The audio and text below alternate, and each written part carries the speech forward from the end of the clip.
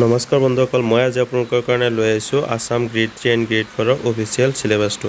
তো এইটো চাই লওক যে in continuation to this notification, তাৰপিছত ইয়াত এডভাৰটাইজমেণ্ট নাম্বাৰ কেইটা দিছে, ঠিক আছে।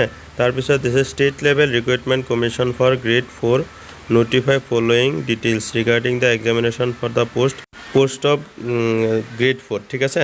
তো আৰু ইয়াত দিছে যে এটা দিনত দুটা পৰীক্ষা হ'ব। ইয়াত ধৰক এটা পৰীক্ষা হ'ব ধৰক যিকেইজনে ধৰক ক্লাছ 8লৈকে পঢ়া, আৰু এটা পৰীক্ষা হ'ব HSLC, মানে যিকেইজনে ধৰক মেট্ৰিকলৈকে পঢ়া আছিল, ঠিক আছে।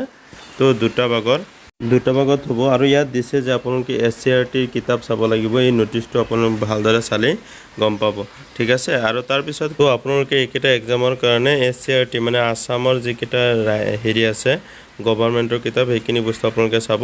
তো তাৰপিছত চাওঁ যে subject for both category examination to be conducted for the class 4 post.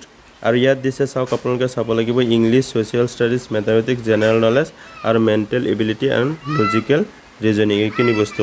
আৰু ইয়াত আৰু এটা বস্তু দিছে টোটেল 135টা মাল্টিপল চইচ কুৱেশ্যন হ'ব, আৰু প্ৰত্যেকটো এটা মাৰ্কে হ'ব। To be attempt in 120 minute, আৰু ধৰক 2 ঘণ্টাৰ ভিতৰত শেষ কৰিব লাগিব।